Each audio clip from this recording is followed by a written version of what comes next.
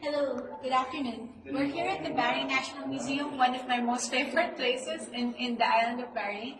And we're here looking at the living sea. This is underwater photography by Prince Husain Aga Khan. And what they're trying to do actually is to raise the awareness of marine and animal life. And as you know, I'm very fond of animals. So we'll look at some of the things that the Prince Aga Khan had his eye on. The first of this is the seal. This seal was actually photographed underwater in the Gulf of Mexico. And in the Philippines, we call this seal the dugong. And in fact, many people have mistaken the seal for mermaids or, sirens from long ago. And there are many, many instances wherein the sailors, they would actually kill the seal and try to mate with them because they lack warm human embrace. So that's one of the things. They're very beautiful and they look like puppy dogs of the ocean. This is a manta ray. It's one of the most majestic creatures, and as you can see, this manta ray is massive. It's absolutely massive, and it is said that the manta rays, there's a devil manta ray that guards the biggest black pearl of the ocean, which is a very valuable pearl. Okay, you should read the pearl. So anyway, this is the manta rays are actually, some of them are quite harmless. But they also have this appendages that they have. It's to actually eat the plankton. So like sharks, like blue whales, they eat plankton as well. This is the famous swordfish of Cabo Pulmo, and once again, photographed off the coast of Mexico. And why they're famous or why they're called porkfish, we don't know. But the thing is, they're very brightly colored and attractive, and you see that. You see the white stripes. So actually, most fish in the ocean, they're colored blue, they're colored gray to blend in with the surroundings. But some, like this one, this porkfish is actually quite vibrantly colored. So we don't know why, but they're one of the mysteries of the great blue ocean. Before we go to the portion about sharks, I wanted to share with you some shark facts.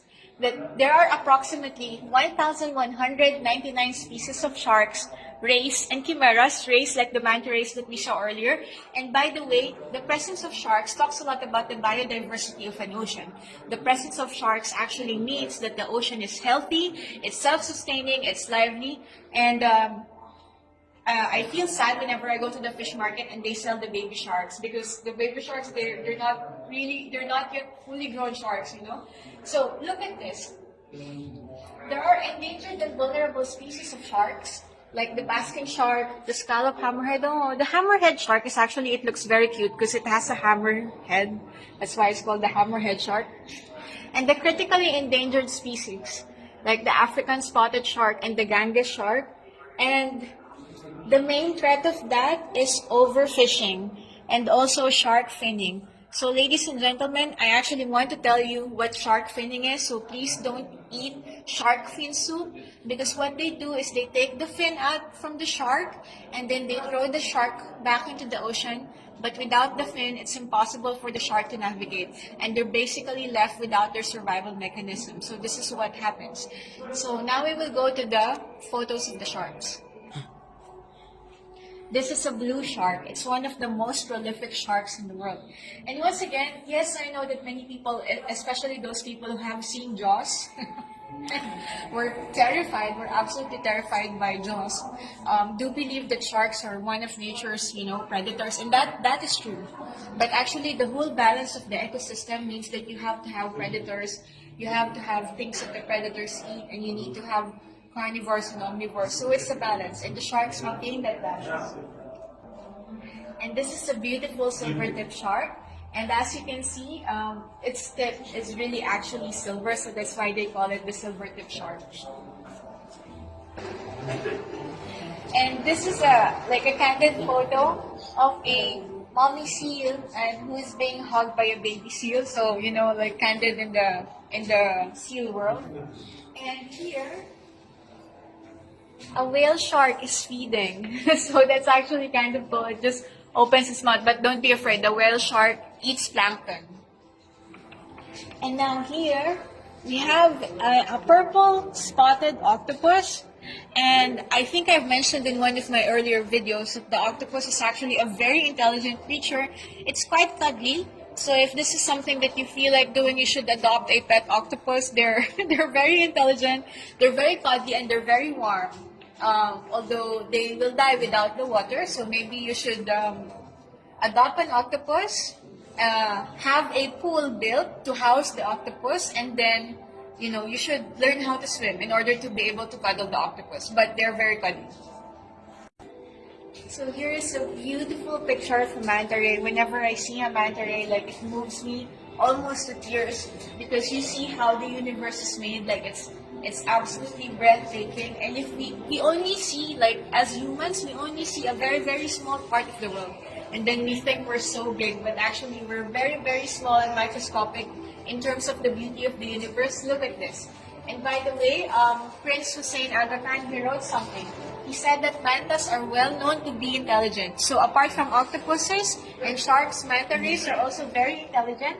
And there are stories about them thanking people who untangled them from the nets if they are caught in the nets. So not only are they very grateful and very intelligent, I doubt if you can keep them as pets. They're not like octopuses. But you see the vast diversity of human and animal life.